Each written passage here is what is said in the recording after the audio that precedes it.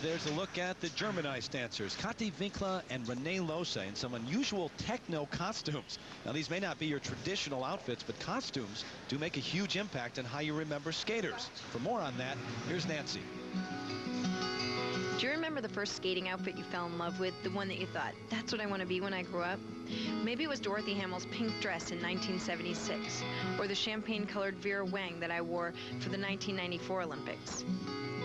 These days, costumes are a huge part of skating. Skaters use high-end fashion designers and costumers to create signature looks. They use the latest stretch fabrics and design elements, but years ago, skaters didn't have designers to go to. And one young woman won Olympic gold for the U.S. in a simple wool dress. The Olympic dress was really designed by my mom, and she made all my costumes back then when I was competing. And she put a lot of thought into it and a lot of time of me just standing there and having her fit me. All I really wanted was that the costume fit right and be tight so that you could see my body movement. Costumes back then in the late 60s, you know, it wasn't that important like it is today. You know, it always had to kind of relate to the music a little bit. You always wanted it to enhance your program and not distract from it. But really it was more, you know, just picking a pretty color. We chose the color Chartreuse. It was really my mom's idea, and she put a whole lot of thought, maybe too much thought, into choosing this color because of the Olympics in '68 being in Grenoble, France. She had read about, you know, Grenoble, and she heard that there was a little town called Chartreuse near Grenoble that made this liqueur.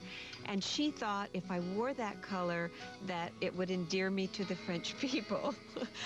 And I think it went way over their head. It went way over mine, too.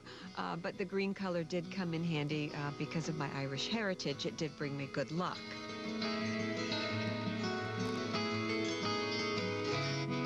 I've loaned it to different halls of fames and museums over the years, and at one time, for almost 10 years, it was lost, and we finally got it back, and it really felt good to have it again. It was labeled in a box. They thought it was Billie Jean King's tennis dress. It's a very sentimental costume for me. I never even thought about, you know, in '68 to keep it in pristine condition and all of that, and now it's become, you know, a real famous costume, and it means so much more to me because it was designed by my mother, it was sewn by my mother, and, you know, it was a wonderful occasion in my life that I'll never, ever forget.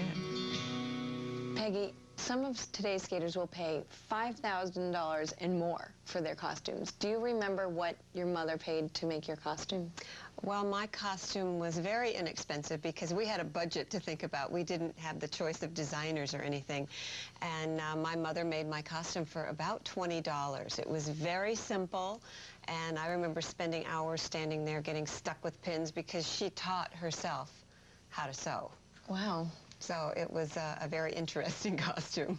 That's something. And now, from what I've heard, when your costume is on display, it travels by armored truck. Right. That is a $20 dress. Right. I just can't believe that my mom made this costume, and now it's such a treasure. And I'm sure that my mom would be extremely proud that it is treasured like that. Peggy, thank you.